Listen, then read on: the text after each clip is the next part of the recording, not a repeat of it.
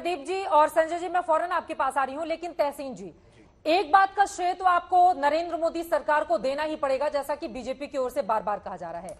महिलाओं के सशक्तिकरण की दिशा में, चाहे वो उज्ज्वला योजना हो, उनके हाथों में पैसे देने का मामला हो, उनके हाथों को हुनर देने का मामला हो, और उसके बाद महिला आरक्षण बिल हो, देखिए आप लोगों की ओर से जरूर लाया गया होगा और फिर उसके बाद आगे क्यों नहीं बढ़ पाया, ये एक अलग और अलहदा विषय है। लेकिन मौजूदा वक्त में एक ताकतवर सरकार जो सिर्फ न बिल लेकर आई है बल्कि इसको पारित कराने के प्रति भी पूरी तरह से आश्वस्त नजर आ रही है, तो ये तो मोदी सरकार में ही संभव हुआ ना, अगर पारित हो जाता है। उम्मीद मैं इंटरप्ट होगा।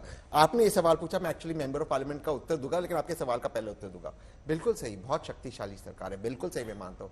इतनी शक्तिशाली सरकार है कि 2 महिलाओं को नंग परेड किया गया, मणिपुर के अंदर नंग परेड किया गया। उनके चीफ मिनिस्टर के ट्वीट्स डिलीट करवाए गए क्योंकि चीफ मिनिस्टर ने इंडिया टुडे आपके सिस्टर चैनल पे आके बोला ये तो सिर्फ 2 महिलाओं के वीडियोस आए, हमने इंटरनेट इसलिए बंद किया। सर मैं छोड़ दूंगा डिबेट, मैं इसे डिबेट नहीं करता हूं, आप मेरी शर्त जानते, please I request you. Okay, बोलिए प्लीज। ये इंडिया टुडे अभी तो महिला आरक्षण बिल पर ठीक है। देखिए, आपने मेरे को सरकार पे बोला, आपने मेरे को सरकार पे बोला, अब मैं आपके शो पे आया, आपने मुझे सरकार पे पूछा कि शक्तिशाली, मैं अपनी बात रखूंगा, बीच में बोला मैं छोड़ दूंगा, मुझे कोई दिक्कत नहीं शो में नहीं आने की, ठीक है। तो आपके इंडिया टुडे पे वहां के मुख्यमंत्री कहते हैं हमने इसलिए इंटरनेट बंद किया क्योंकि 2 महिला ने सैकड़ों महिलाओं को नंग परेड किया गया। ये शक्तिशाली सरकार है। यहां से कुछ किलोमीटर दूर जंतर मंतर पे हमारे गोल्ड मेडलिस्ट बैठे थे, उनके लिए कोर्ट में गया था, इंसाफ के सिपाही गए थे, सुप्रीम कोर्ट के फटकार लगी, एफआईआर लगा, एफआईआर में दिल्ली पुलिस ने कैसे सेक्सुअली मोलेस्ट किया इनके एमपी को। आज तक एमपी अरेस्ट हुआ, कोई और पुरुष होता तो क्या होता, नहीं किया ना। ये महिलाओं के हित में नहीं है। अब मैं आपके सवाल पे आता हूं, माननीय मेंबर ऑफ पार्लियामेंट के सवाल पे आता हूं। ये बात दिमाग से निकाल दीजिए कि भाजपा महिलाओं के हित में है। ये बिल कब आएगा? 2029 में बताया जा रहा है, लेकिन जुमला है। क्यों चित्रा जी, मेरी बात को ध्यान से सुनिए। ये कह रहे कि पहले सेंसस होगा। सेंसस कब होना था? इंडिया टुडे की रिपोर्ट है, आप मुझे फैक्ट चेक कीजिए, ये इंडिया टुडे की रिपोर्ट पढ़ लीजिए। इंडिया टुडे तो झूठ नहीं कहता है। 2018 में सेंसस होने वाला था, 2021 में इसको डिले किया गया। पहली बार भारत के 150 साल के इतिहास में सेंसस डिले किया गया, पहली बार डिले किया गया। क्यों? Ma'am I request you, ma'am I request you, ऐसे नहीं होता ना मैम, पहली बार चला जाएगा जल्दी से, बाकी लोग अपनी बात समाप्त कर रहा हूं। सेंसस डिले किया गया। इसमें दूसरी शर्त क्या है? सेंसस के बाद सेंसस की रिपोर्ट पब्लिश होगी। चित्रा जी आप बहुत वरिष्ठ है, मैं आपकी बहुत रिस्पेक्ट करता हूं। 2011 की रिपोर्ट पब्लिश हुई, आज तक नहीं हुई, कब हो रही पब्लिश? तीसरी बात, वो रिपोर्ट पब्लिश होने के बाद डिलिमिटेशन होगा। 2011 की जनगणना के आधार पर ही तो तमाम निर्णय लिए जाते हैं। आप जातिगत किसकी बात कर रहे हैं आप? ये नए वाले, ये बिल में क्या किया गया है? जो नया सेंसस होगा उसकी रिपोर्ट 2011 की नहीं हुआ, ये रिपोर्ट कब होगा? उसके बाद रिजर्वेशन नहीं होते चित्रा जी, उसके बाद डिलिमिटेशन होगा, उसके बाद रिजर्वेशन होगा। डिलिमिटेशन होगा, आप भी जानते कि नहीं होने वाला, सदन स्टेट्स एक्सेप्ट नहीं करेंगे। अरे उन लोगों ने जो लोकसभा राज्यसभा बनाई है उसमें सदस्य संख्या आप बढ़ाकर ही वहां पर अलग अलग कुर्सियां लगाई गई हैं। माना जा रहा है कि 27 में होगा परिसीमा, माना जा रहा है 26-27 में होगा ना परिसीमा, तो होगा ही नहीं। तो आप भी जानते हो, तो 2029 में लागू नहीं होगा। संसद में आप लोगों के पास मौका है, आप इस मुद्दे को उठाइए। किसने मना किया? कल जब बहस होगी तो इस मुद्दे को उठाइए। कर रहा हूँ कोचिंग में, कोचिंग मेरी लगी हुई के मुद्दे उठाए, लेकिन बिल में संशोधन मूव कीजिए। किसने मना किया? इन सवाल के मुझे फैक्चुअल आंसर दीजिए। 2011 का सेंसस आया, उसकी रिपोर्ट आई, कब हो रहा है हमारा, कब हो रहा है डिलिमिटेशन? आप असफल रहे, जल्दी से धीरेन्द्र जी 2 लाइन में। इन्होंने प्रयास किया, इनको भी खुश रहना चाहिए, भले ही असफल रहे। आज हाँ बिल्कुल कह रहे हैं कि आपने भी प्रयास किया, नहीं हो पाया, लेकिन आज हम लोगों ने इसको पास कराने के लिए बिल ले आया है और ये पास भी होगा। आप भी जब इसको सहयोग कर रहे हैं तो ऐसे ही पूरे जितने भी माननीय सदस्य हैं, जब सभी सदस्यों को जाएगा इसका क्रेडिट। ये अलग बात है कि हमारी सरकार महिलाओं की रक्षा और सम्मान के लिए कटिबद्ध है, तो निश्चित तौर पर हम लोगों को ज्यादा क्रेडिट मिलेगा। अरे भाई एक एक करके देखे ना, नारी शक्ति और सम्मान के लिए प्रधानमंत्री और एनडीए के लोग लगातार इसके लिए तैयार है।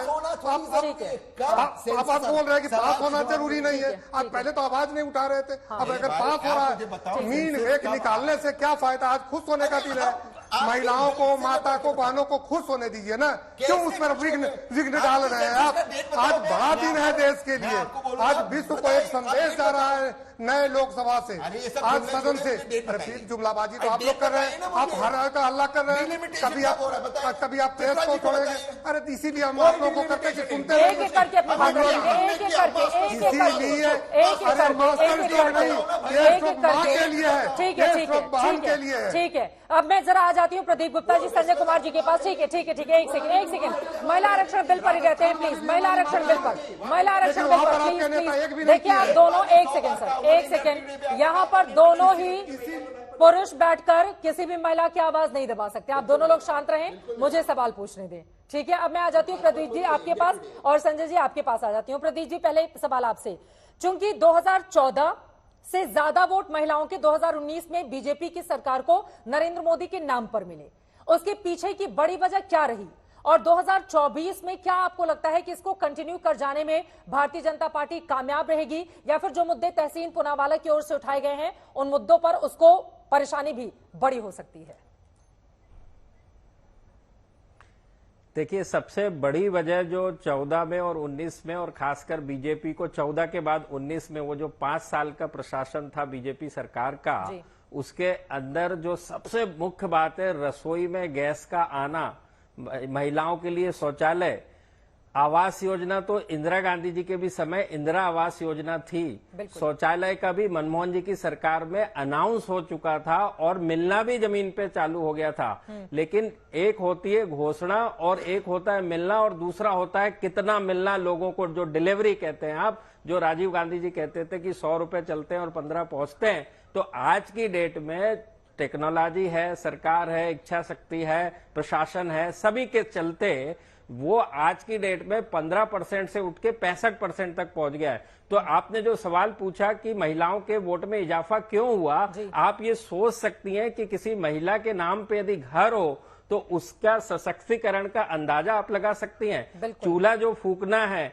वो यदि गैस से सुविधा मिल जाए, यदि कोयले और लकड़ी के अलावा, आप उसका अंदाज लगा सकते हैं। उससे भी बड़ी बात, जनधन योजना के तहत देखिए, अगेन मैं कह रहा हूं, डीबीटी चिदम्बरम साहब ने जब फाइनेंस मिनिस्टर थे डायरेक्ट मनी ट्रांसफर की व्यवस्था और सुविधा कर दी थी, लेकिन उसके जब तक पैसे पहुंचे, जो डायरेक्ट मनी ट्रांसफर, आप इसका अंदाज लगा सकती हैं चित्रा जी, आप खुद एक महिला हैं, यदि एक महिला के हाथ में पैसे जाते हैं डायरेक्ट तो उसके एम्पावरमेंट और सशक्तिकरण का अंदाज आप लगा सकते हैं। बिल्कुल। तो इन्हीं सब चीजों के चलते 14 से 19 में जो बीजेपी के वोट शेयर का इजाफा हुआ, 31% 14 में मिला था बीजेपी को और 38% 19 में वोट मिला था। उसमें सबसे बड़ी संख्या जो है महिलाओं की।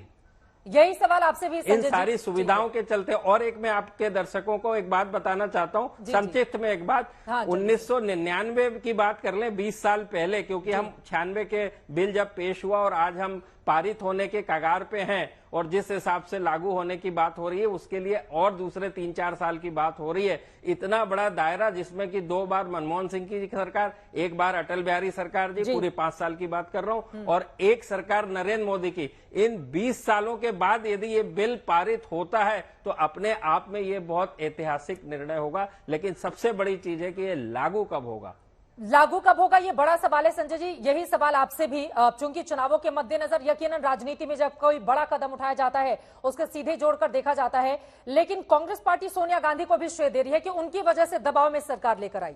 कांग्रेस को मिलेगा क्या इसका फायदा, जिस तरह का माहौल वो बनाने की कोशिश कर रही है?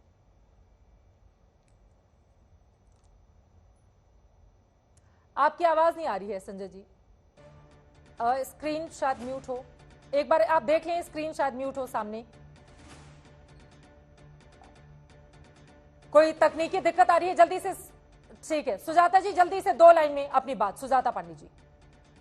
मैं तो यही कहूंगी कि यहाँ बैठकर कोई पुरुष ये नहीं बता सकता कि राजस्थान की महिलाओं की अस्मिता पे बात नहीं होगी, सिर्फ मणिपुर की अस्मिता पे बात होगी। महिलाएं जानती हैं कि उनकी अस्मिता होती है, वो कोई राज्यों में बैठकर नहीं होती, पहली बात। दूसरी बात तो ये है कि अगर कांग्रेस की मंशा इतनी साफ है महिलाओं के लिए, तो आप क्यों सेंसस का वेट कर रहे हैं? आप दे दीजिए ना महिलाओं को उतना